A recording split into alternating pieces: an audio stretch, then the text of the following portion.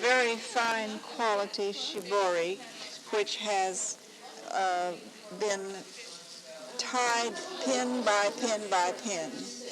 And it is classically used in all women's kimonos in sashes. And so since this is a very lovely color and I'm using it as a vest, why I don't want to have machine stitching anywhere that I can avoid. So I am using the seams of this stitching together of the 14-inch to show, so that each one of them has this little ruffling. And then every place else, for example, even this has beauty. It is the tail end that before it has had the cotton that has become pleated, as this has been. So I am doing this by hand so that when you look at it, you will see nothing of a machine stitch. And in the same way, you see, I'm only, wherever there is the edge ruffling, I'm leaving it alone. Wherever it has had to be cut, then I am putting the blue that will match the rest of the ensemble.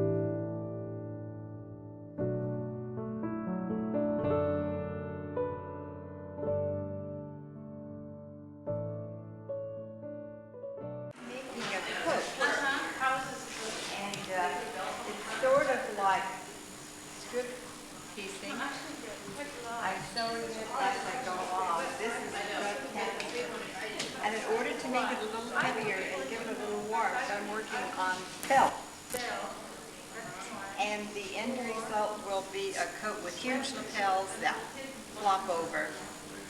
And I'm working from light to dark with about 16 different fabrics. It's really a challenge as far as the design is concerned. But I think it's going to come out all right.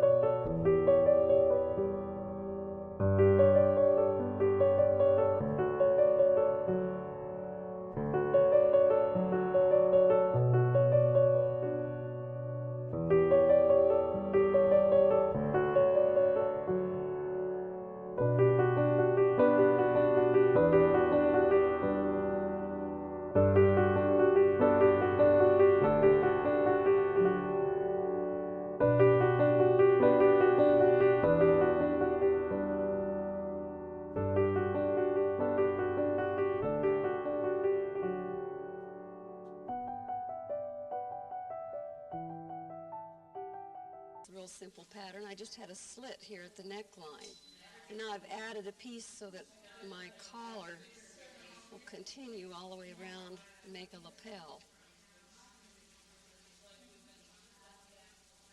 Still need to cut part of this off.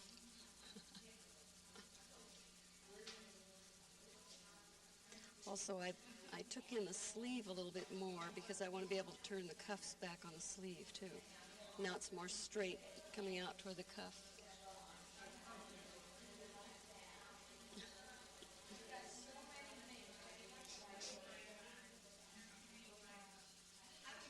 A lot of finishing yet to do, finishing the seams and perhaps lining the facing, I'm not sure.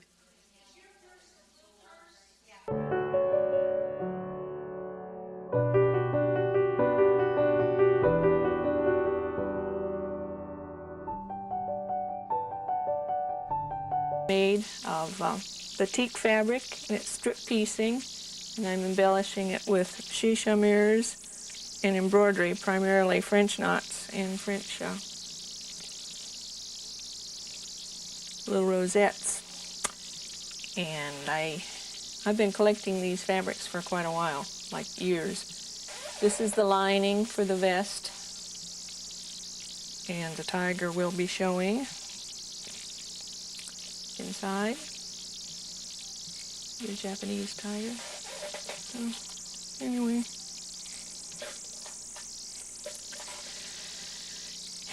And I don't know when I'll get this done because I've been working on it forever, it seems like. These are projects that you work on, and you pick up and you put them down, and you pick up and put them down. And what I'm doing now is a French knot. It's actually called a stock stitch, but it's a type of a French knot. It gives you this nice puffy little flower if I can get it to come right.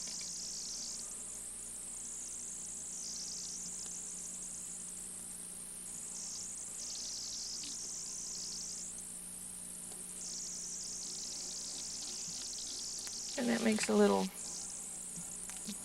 poofy flower. Okay. These are the shishis, or shishas. Some people call them one thing, some the other. They come in various sizes, from large to quite small. The older ones, these are from India, were very irregular in shape, whereas the newer ones are quite symmetrical and they've been cut with a die. The old ones are more fun to put on, and they're just a little more authentic than the little ones. At least they're authentic for Indian embroidery. You never come out with a circle when you put them on because you put them on with a grid. And these are put on with Cretan stitch in embroidery. And the other small ones are put on just a spider web. But these are fun to do. Some of them are just one color. Some of them are two colors, one color on each side, so you can vary what you're doing. Let's see, what else do I have here? This is a necklace that we just made, or that I just finished not too long ago. It's made with embroidery. It's got Cretan stitch and the chain stitch, French knots, beading, and wrapping. And this is a lot of fun, but this again takes quite a while to do. Okay. I'm interested in just about any kind of embroidery. I do needlepoint or penny point. This is a stitch that I've learned to do. And I'm working on another one here. Actually, it's the same stitch, but a different placement of the fibers, so that the stitch will look altogether different just by where the colors appear.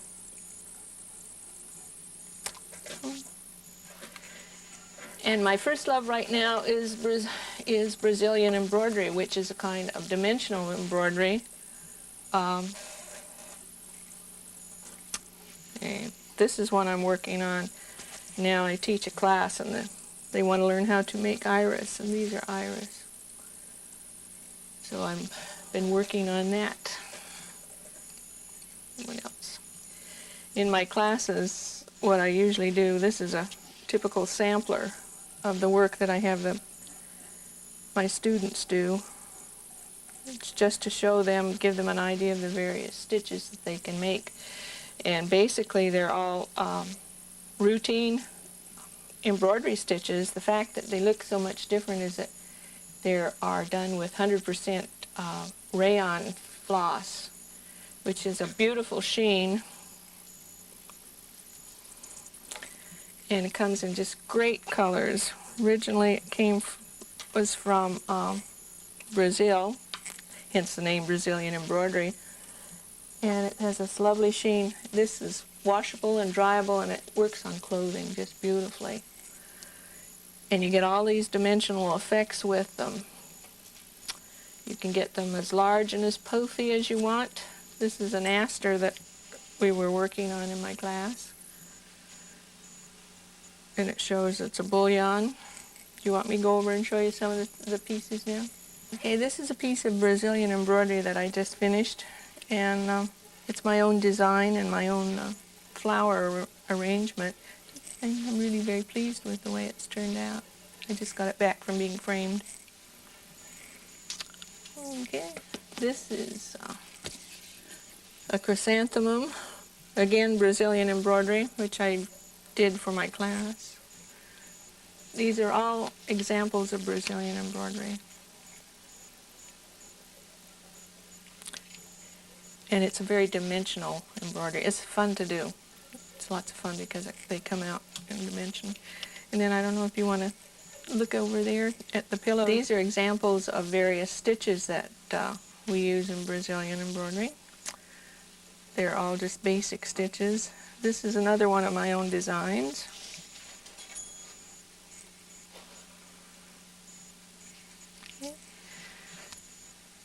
These two are basically the same design, but they're different flowers, just to show people that the same thing appears entirely different in the context and the flower that you use on it. So it's a very versatile subject. This is a famous Brazilian rose. And this is approximately how many stitches. A good sampler piece. Okay. Shop that we had in September at the Fiber Guild. The artist was Candace Kling from the Bay Area, who does fantastic ribbon work. And these are samples of her various techniques that she taught us for folding and manipulating ribbon and fabrics too, but mostly manipulating the ribbons. She's a very interesting lady, very creative. These techniques are primarily from the Victorian period, around in there when the women used to wear the really embellished clothing and the hats and the fantastic things, when they had flowers, ribbon flowers, and they did all these great things.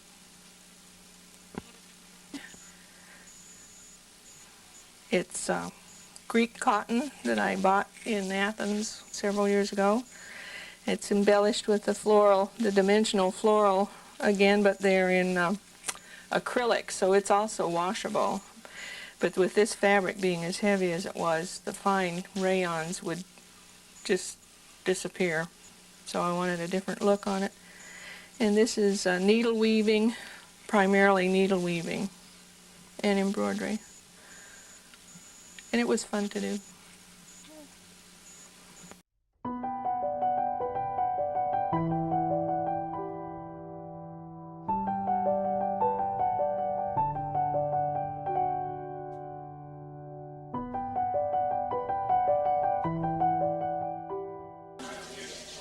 Attachment with a jacket that I wore yesterday. It's a complete suit, and this print I got as a remnant, and I didn't know what I was going to do with it, but I knew I would do something. So then I put these shisha mirrors that have tin around them in the basket, and in the center of the flowers. I just punched holes with a hammer. And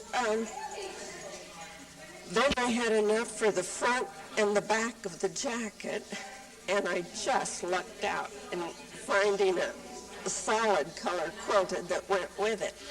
So that's how this all came to be. But I just love all these bells. These bells and these pom-poms I got at another workshop given by Jean Simpson. And so all of these things that I've learned in various classes kind of come together, and it makes some interesting things.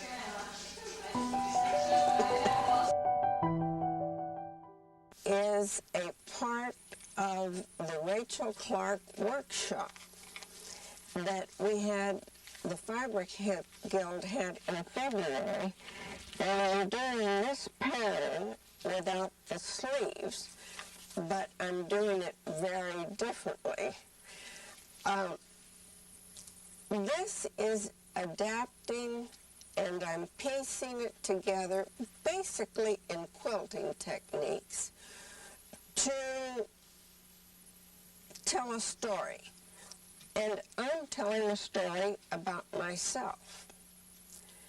And I like to quilt, so I have a quilting block here. We did have, this is a project from a previous workshop, and this is cut work on ultra suede, and this is a project from another workshop. And this is a piece of my weaving that I do continuously. These days I'm mostly doing garments. I find that more satisfying, but I still do weave when it serves my purposes to accomplish what I want it to. So I have spools of thread here, which I will embroider by hand, something like this. I just wasn't able to figure out a technique to do it by machine, or I would have. So now I'm ready to do some stitching on the machine. And in this process, I use the iron quite simultaneously with the machine. It's very necessary to press as I go, and very necessary to pin as I go.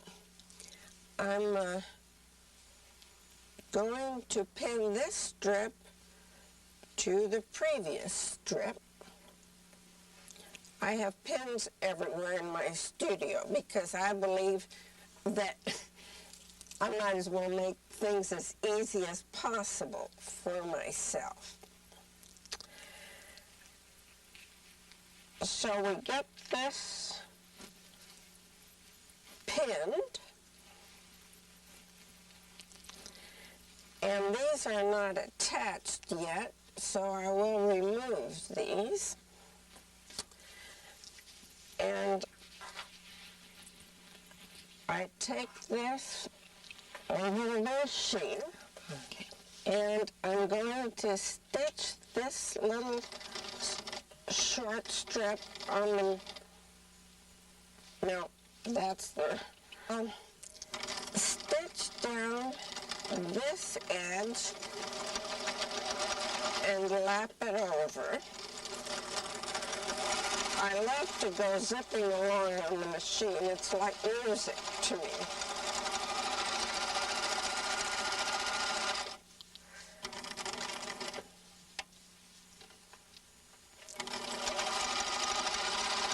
Okay, here we go.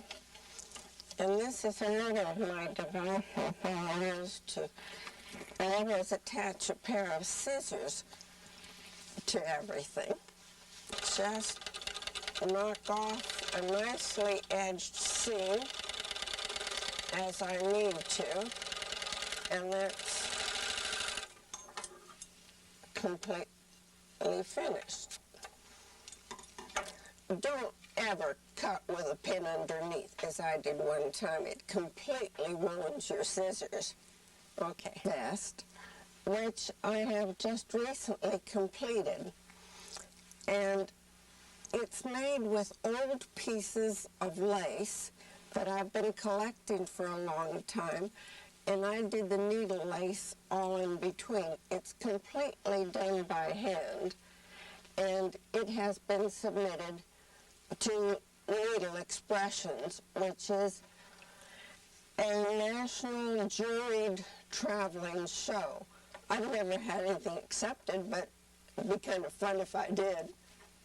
An ultra suede garment, at least all the pieces are, and now it's secured with creative crochet. And there are many different stitches and ways and yarns and all that. I had vowed I would never crochet. I didn't know how to crochet, and knitting was just fine. But it served my purposes to crochet, and I love creative crochet now, so I'm really eating my words. But this piece is kind of fun. It's a tailored, and it's worn over the body, and it comes to just below the hips.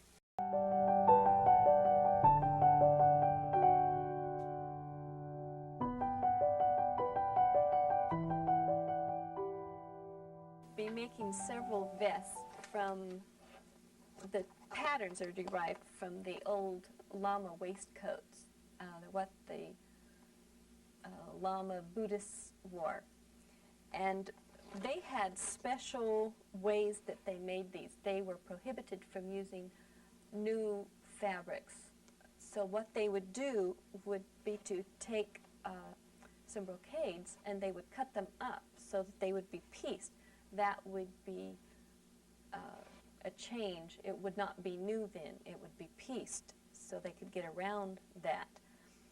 And typically they had the brocades in these parts, and then the neckband and this part here and this shoulder piece were made of usually red cotton or sometimes yellow cotton. And I believe the colors excuse me, had something to do with their rank. This this part right in here was gathered, and with these fabrics for this one waistcoat, I'm going to be using this old obi, and I'll be gathering it in under the arm here, so the outer edge outside here will lay flat. And let's see, this piece is going to be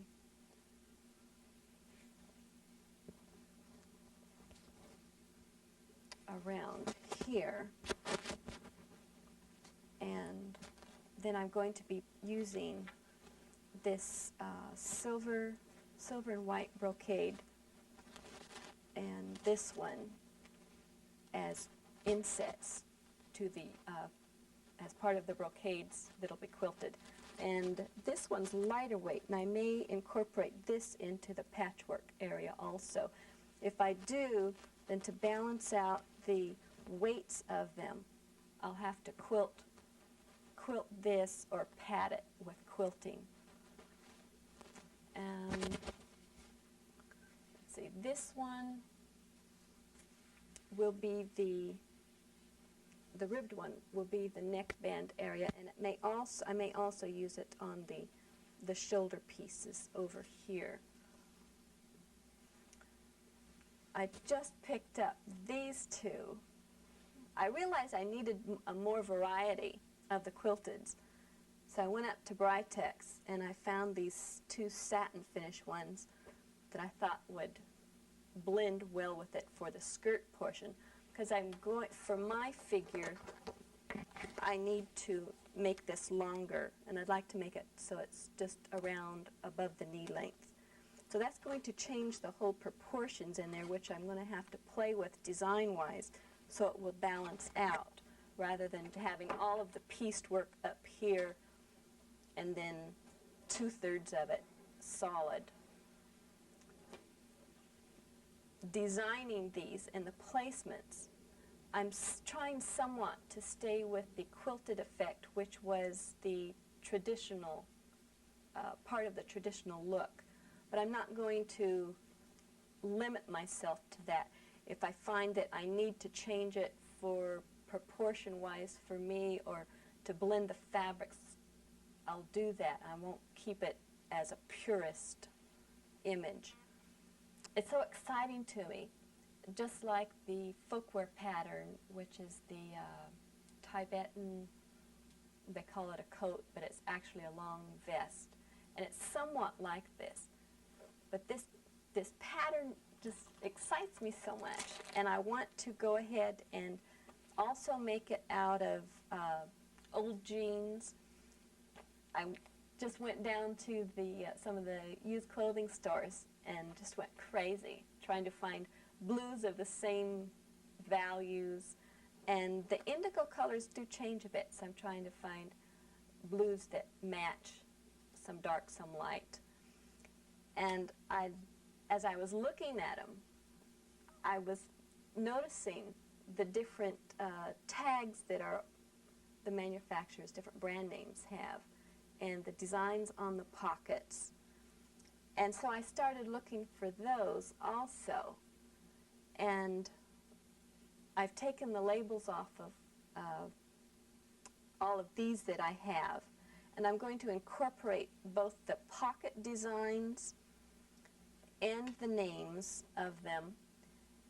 And since brand names are so important now when you wear a piece of garment like the Guess jeans, I'm going to make this up and have a stenciled area where it says the name is the game. And that will probably be a red, done in red, but that'll be silk screened on, of course. Are you on? Okay. These are some of the wonderful labels that I've been taking off of the jeans. And I'm going to incorporate some of the zippers and the buttons. These are just wonderful. They have this, this is a French name, if you can see it. It's a question mark in there. It's a takeoff, I think, on the Guess name. And the Wrangler. I picked up some Vogue labels, add some Vogues in there. Some of the little pockets, Jordache. And I find it really interesting that the labels change, I don't know, by the year or by the model. Jordache, I found several of Jordache. And Levi is especially good. I guess, because they're such a popular California jean, I can find a lot of them here. But Levi has so many different labels. And I think it'd be so much fun to do one jacket or vest just with Levi. It would really be, I think, a label collector's piece. Creative Force, I love this one. I just love that. I've taught a creativity class through Kathy. And in fact, I used the turtle as our motto for creativity, because the turtle never got anywhere without sticking his neck out. So that's our mascot for that. So in fact, as I'm looking at that, I think maybe I'll silkscreen a pink turtle above this label when I use that. And these, as I cut these off, I was trying to think of how I could use those. And I think these I'll use as crisscross tabs on closures, whether it be down the center or have a off asymmetrical closure, have it off to the side. The hot wax, I noticed that if the outer edges cooled before I applied the wax to the inner sides there, that I would get a fine line in there, and I liked that. I thought that repeated the striping effect anyway. So I just went ahead and went with that. And this is actually, I took a photograph of a zebra's head, turned it upside down. So this is the forehead. And I just blew it up. And then I had to ad-lib the stripes coming across the shoulders from the front to the back. And I just really excited with what I could do with the back portion here. This is actually, on the zebra, was this way. This is the forehead coming down to the nose. It broke where the nose was. And to get this same effect in this pattern as I saw on the zebra, I had to make these lines on the ends here go smaller to get that crisp, vibrating feeling from it. And I was just really excited with the way it turned out. And I'm going to be doing some more work on zebra patterns. Fit up there. That's who? This is Kim. Kim is from this same design, but she just has her head cocked to the side, and she has to have her little glasses sewn onto her nose so that they will stay. But this is the pattern that I made from the Hungry Bear cookie logo design. I thought that was such a cute little bear. So those are two versions of Kim.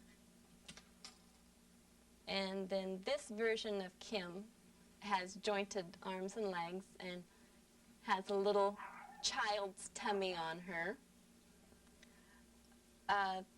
These two bears are made of imported German mohair.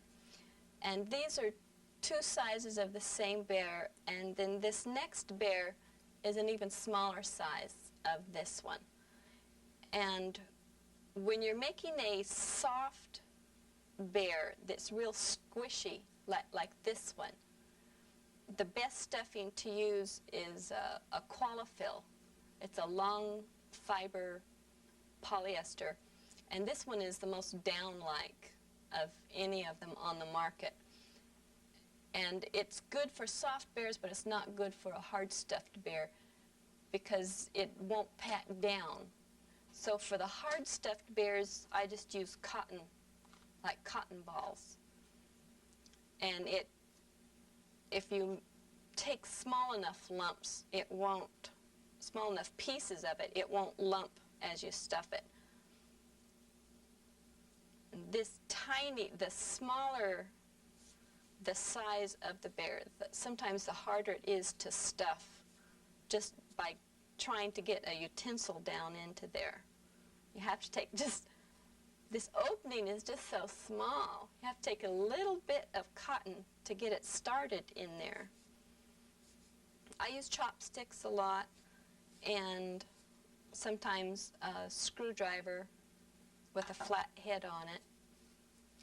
Some of the teddy bear artists that I've talked to who've been doing it for quite a while have found that there are some health hazards to making teddy bears. They get carpal tunnel in their wrists. I also like Japanese kasuri fabrics, and I buy old kimonos and take them apart. And this one was a sleeve of a kimono. That's why you can see the faded marks in here. So sometimes this is the width of the yardage. Found a pattern that I liked that had a really nice large cowl neckline on it that was flattering and comfortable, and it added to the design. Could make the most use of the design. So this is what I made out of 3 different kimonos. This is up to here across is one pattern.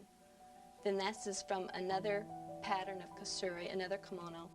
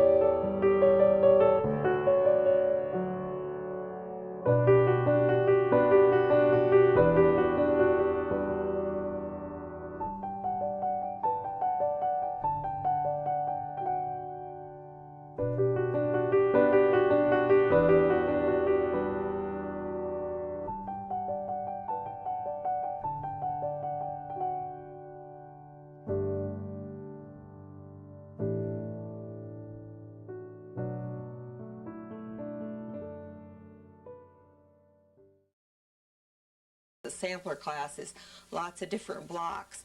So I'm teaching this, and as I'm teaching it, I do a lot of the work in class because it's easier for me to use my hands and tell people what I'm doing than for me to just explain it. So this is a piece of Pellon fleece, and it acts as a flannel board, and you can move your pieces around on it. You can change things without having to worry about your final product. You just move it around however you want it, and if you don't like the colors, you take it off and you start over again, which is what I usually do. It takes me a couple of tries before I really get to the final product. There will be a series of them to put together different patterns, curves, straight lines, and so on. And then I will teach them how to put it on a frame and quilt it, and teach them the actual quilting stitch.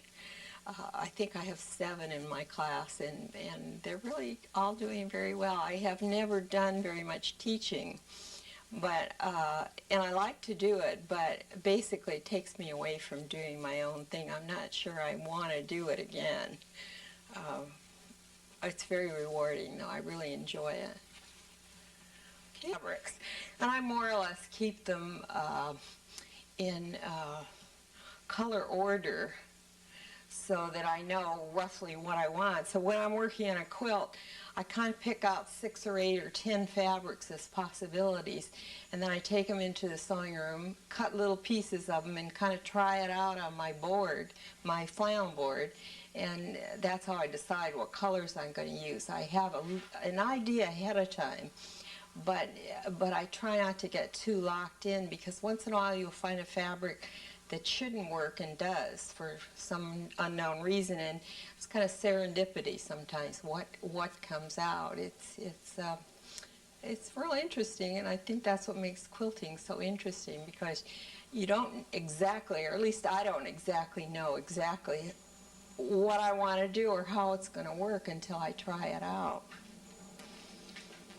Have a couple more tops that aren't quilted. This one I'm trying to finish for the Fresno State show, but there's no way I can have it done. It takes roughly 300 hours to make a quilt. And I've had a lot of other things intervene this year. I had a baby quilt to make in between this and a few other things. So a lot of people gave me little snips of lace and things, and somehow I put it all together. I wanted it to be kind of a sampler with all different techniques. So there is hand quilting, there's machine quilting, no machine quilting, machine piecing, some hand applique, some machine applique. So really it was kind of a sampler quilt to try out all these different techniques, and it turned out to be really fun because every block is different. And the idea, it's called the brownstone, and the idea was that these were things that one might see in an apartment house window. So I got a lot of ideas. We drove around Berkeley and I looked, and mostly you don't see a whole lot except curtains or something. So I put different curtains in each one, but I thought maybe it'd be kind of fun to put people in too. So they're all different people, and they all mean something to me. My nephew is a concert pianist, so I put a grand piano in one window, and my brother is works for the Fresno Bee, so I put a little man reading the newspaper, and I put me quilting in the center of it. So these are all, I put one of my granddaughters in. I only had one then, so I put her in. And these are all just kind of fun things that I thought that I wanted to put in. On Amish quilts, And the Amish they use dark colors, lots of black, lots of very dark colors, because they consider color too worldly. So the women wear black and maybe a real dark blue bonnet, and the men wear blue shirts. The children wear lighter blue, a few lighter colors, but mostly they're dark colors. But they put in a few clear lights that make the whole quilt just kind of glow, and Roberta Horton calls it sparkle. Well, this was an exercise in color, using dark colors and trying to bring in some lights so that you get this sparkle. And I like this piece a lot. It's one of my favorites. I can't wait to quilt it, but I am disciplining myself to finish a few other things first. And then I work this out on paper first. Usually I don't work that way. I put it up on the board, but this was in a class, so I worked it out on paper first, cut the little squares, and worked it out the way I wanted to, and moved the colors around until I got what I wanted. And it's a very simple 9-patch, it's called. But what they do with the color is what makes it interesting. And I've tried, these are the same colors essentially. Teal is one of the few colors that the Amish like to use, and you see that very often on children. But again, I've used that same light purple to get the sparkle into the quilt. I like this one a lot. They use, sometimes they're kind of jarring, red and black, and most Amish quilts have a very contemporary look to them. But I like this piece a lot too. These 2 pieces are going to be mine. I'm not going to give them away. I rarely get to keep anything I make, but when I get these quilted, they will be mine. And then my kids can fight over them afterwards. Kind of interesting. Everybody likes to come in this room and see what I'm working on, whatever I have on my board at the time. And I usually get a few comments and criticisms ahead of time, which I don't pay much attention to.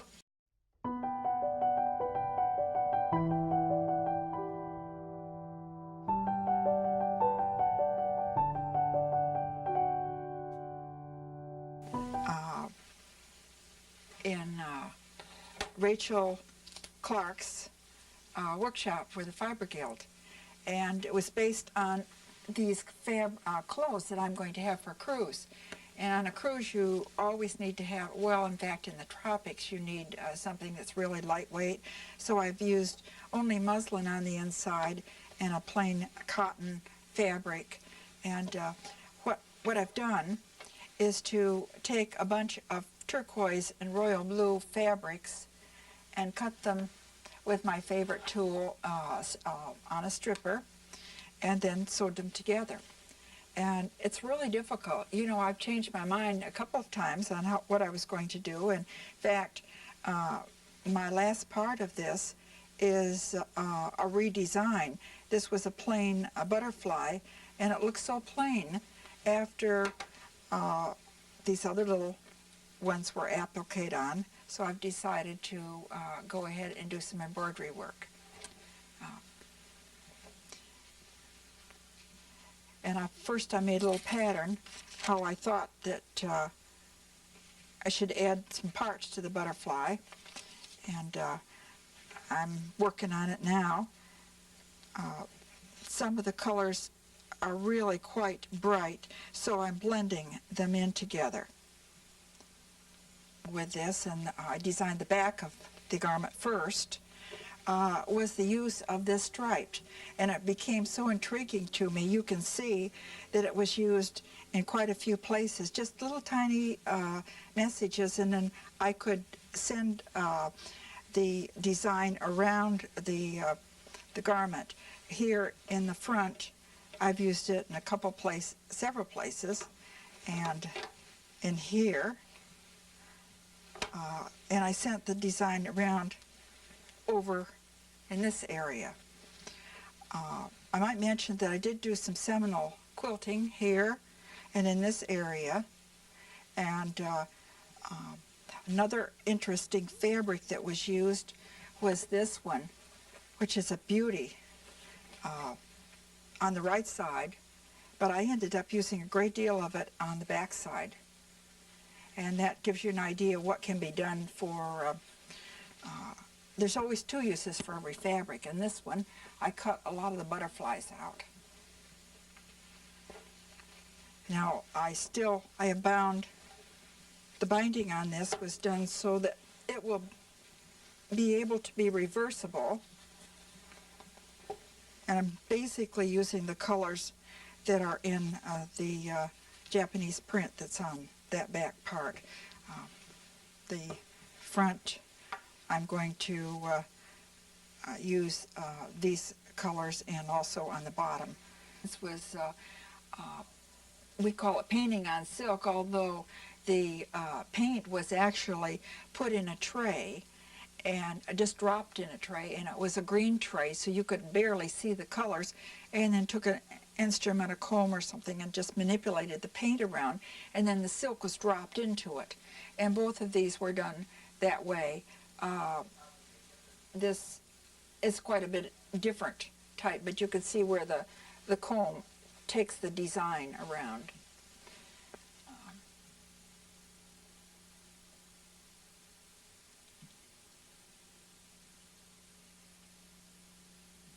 These fabrics are in here, but this is my basic store for doing my quilting. And of course,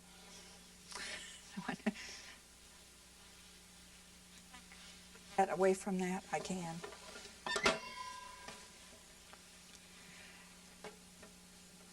I really don't know how to crochet, but I make a little pattern and decide, for instance, this particular yarn, I just laid it down on a piece of paper in what I thought was a pleasing way, and then crocheted with this other yarn around it. This was a delightful yarn. Believe it or not, this one section here, this was all one yarn. It was not two done in there. And then this is the back of it. This is another one that I'm working on now. Quite a different color. This is a little bit different design.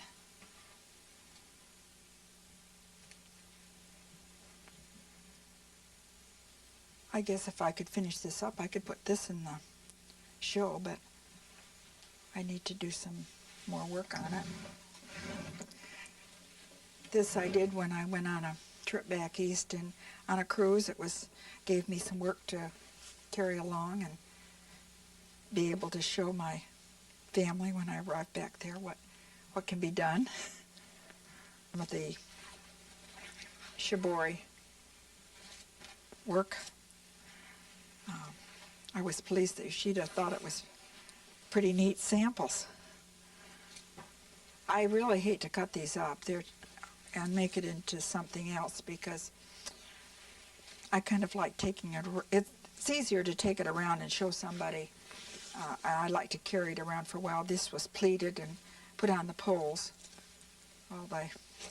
This was many hours of stitching across and pulling up very tightly. It's called the wood grain design. And this was my real triumph.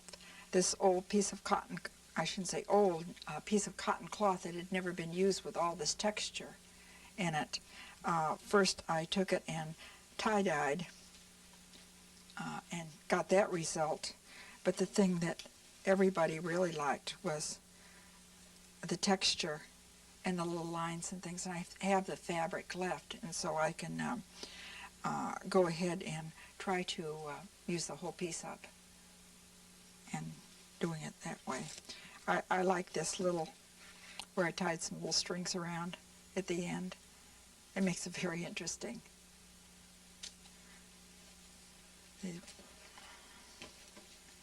Oh, and this is one that I own. I bought this one because Sari Dye Works, and it's a very beautiful piece. imagine thread and sewing all those little tiny things. And but through Yoshida, I'm going to be able to. I have her book, which she autographed for me, and I want to do some more dyeing. And she's assured me that here in the valley, that the heat is not going to hurt the dye bath. It's going to make it better. This is my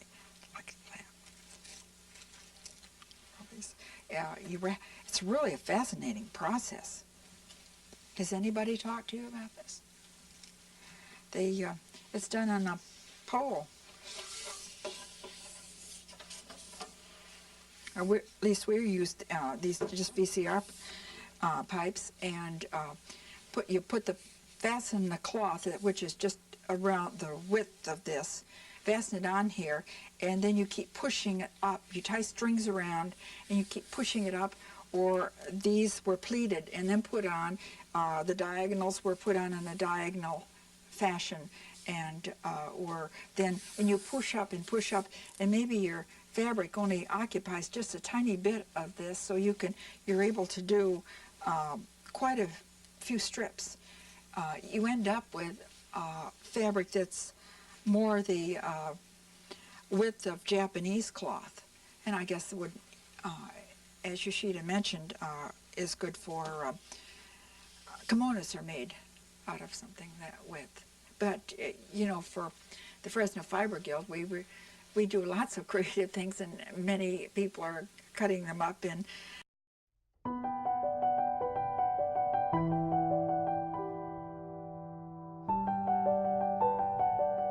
Black lines are Gouda, and they come like this, and you put them on like cake icing almost. The Gouda comes in a natural color where you boil it away. This black Gouda will stay here, and I kind of like this look that it gives. And this causes like a dam. Now, you mix these very much like you would watercolor. In order to get a grade color, you have to add some of the opposite colors. And then you sort of test on a piece of silk to see that you're getting something that you like. And I think I'd like a little more blue in this, so I'm going to add a little blue. There. Now I think I'll add that here. You have to be careful to carry the wet so that it doesn't dry, otherwise it would leave a line. So, and you can make it darker or lighter. I was a watercolor artist at one time. I studied with John Ed Herbert at Fresno State College. I was very fortunate. I started out studying watercolor in the Sierra Summer School, which is a long history ago, but when I was quite young, and I was quite fortunate to be able to do that at an early age. I think it's about 14 years old when I joined that class, and I've gone through all kinds of art forms, and now I've found silk painting, which is just a delightful experience. I'm fortunate I'm being able to share it with my daughter-in-law, and she's done some beautiful things too, Judy Walhlberg, and she'll be in the show. Now, I intend to use this probably on a coat, a silk coat, and it'll be sort of like on a kabuki coat where you have a medallion on the back. Now, this piece is going to be in the show also, and that's an example of silk painting. And I'm a Japanese flower arranging teacher, and I'm sort of in love with plant material, as you will see, and I do flowers, and I'm right now into fruits, and I'm particularly into squash. I find the shapes of the squash quite delightful. This piece I have quilted with gold thread, and then I've used pulled silk for the little pompons that are in the hat form. And now, would you like to have me show you how I work with paper and paint paper? Starting is from Kochi, Japan. It's handmade, and it's a pulp probably of Mulberry. And Kochi, you know, is our sister city in Fresno. I was fortunate. I went there. And when I went there, I bought Japanese paper. Was going to do watercolors on it, but as you can see, I've changed my idea about what I'm going to do. Now, if you want a flower form to applique onto a tea cozy, as I have here, which is going to be in the show, I have to have an edge. So I paint this water on this. You don't cut it with scissors. You pull that, and that causes your edge. Now you wonder, why do you do that? Well, if you examine Japanese paperwork, you'll find that this is the way that they always approach the edge. In other words, they do not like a hard edge on this sort of thing. And I think that you can see that this makes a beautiful edging. Then I'm going to, that's the way those edges were done. Now, I've discovered that using Kool-Aid is a wonderful source of dye. And so now this was called black cherry. Now, it doesn't look sort of like you'd think a black cherry, but I really think it's quite a nice color, and it might be particularly nice for an apricot or something. Then another color source that I've discovered is the food dyes. And I'm showing you these things because it's kind of fun to be able to use things that are not hard to obtain. And it would be particularly nice for teachers because so often in the classroom you have the problem of not being able to get materials. Now, I mixed a little of the color that was already in my brush. And I'm going to flow that on. You see, this is really just like watercolors. You don't want to use too much water, but just enough to let it flow. Now, probably that's about as much color as I would put on it. Now, of course, that has to dry. And then I was able to get a Japanese paste, and I discovered that it really is a flour and water paste. So you don't want to use any of the acrylic paste, because remember that in this process you're going to embroidery through it, so you wouldn't want it to be so hard you couldn't poke through. So I used this paste, and I've discovered that this paste is what they paste the kimonos together for basting before they make them.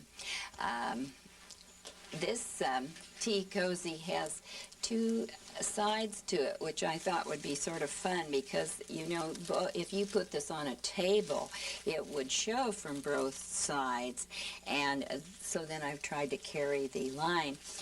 Another thing that I've used in this tea cozy that's sort of fun, I always like to try to use everything that we have, and we have lots of things we throw away, and one of the things we throw away is this plastic netting that comes on vegetables and sometimes meat forms. I've cut them up and I've used that, and it changes the color and the texture. So this is really a collage. This is squash again. And now I'm in the process of getting ready to make a paper coat. That's a hard, it's just like our ordinary watercolor paper. And then I wet it. And I crushed it for a long time and kept crushing and crushing and wetting it. And these will form the sleeve shapes. Sort of, you have to kind of imagine. And then in the back where that comes together, there will be a medallion, or like on a kabuki, a garment, where this will be embroidered, and here I'm going to use scraps of steel into it as a new item, and these are also gold papers. So these things will be embroidered over the top of this. It'll be like a kabuki jacket with the medallion. New product, or it's not so new, but it's the product that's on the market that's quite easy to work with, is a Versatex, and you open it and you'll see that it's quite gooey. You can put an extender in it. This was muslin, and I painted it with Versatex. I didn't draw out a pattern or anything. I just sort of drew it. I wanted to make a turtle. I love turtles, and this is kind of a thing with me. And I made this for my 7-month-old grandson. I don't think he's going to get too much out of it for a little while, but I think he's going to have fun playing with it. And it's called Turtlehood, and these are all the little babies that are coming out of the turtle. And they're kind of like turtle eggs, because turtles are born through eggs, but I was going to make it a cross between motherhood and turtlehood, see? And these were painted with silk paint, and then after the process, I added this puff paint all over the top. And this is another thing that's on the market now. And of course, some people think it's kind of corny, but still it's an art form. And I think it's kind of fun to investigate. This, again, would be a good project for teachers. Then, because I'm into stitchery, I did a lot of buttonhole stitchery all around the ends of this, and this is lined on the inside like a pocket in here, and I think that he's going to have lots of fun putting the little turtles in here. And then I added some gold leather up here and a beautiful button that came on a lovely garment. I always save all my buttons. And then the back is another touching experience, because this is all a kind of a velvet-like thing. And I think he's really kind of fun. I really like him. And I had a lot of fun making him, and I hope all of you think it's kind of funny, because it's really for fun, you know. I think art can be both beautiful and be fun. So that was my thinking on it. Here, this came from a design done by Michele. It's a square cloth with sleeves sewn on. Just everything is rectangular pieces. So, and the skirt as well, actually. And she turns around, and you just wear it in all sorts of ways. Yeah, here. Or you can just drape it open like this. And this skirt as well was a rectangular pieces. It was very square piece. Uh-huh. So So nice. she has a back like this. At a fashion show. And she can wear both sides? Mm-hmm. Wow. Yeah. Gee whiz. Okay. Yeah. Great. Oh, neat. Yeah, that's nice. And then if she wants, yeah, she can wear like this. She can wear pins and change this like this. A lot of different ways to wear. And it's just a concept, I think, which is very interesting in these fashion, especially designed by Michele, where he uses a rectangular piece of fabric or square piece of fabric and then sews it in a very simple way, which is like ethnic garments. And then the participant, the dresser, the person who wears it, participates, and it creates another form of art. So the fashion is not something that a designer made it and cut it out and you have to fit it in. But you become the creator, you become the participator. And the fashion, in a way, just moves and changes all the time. And it can be very basic and yet very creative.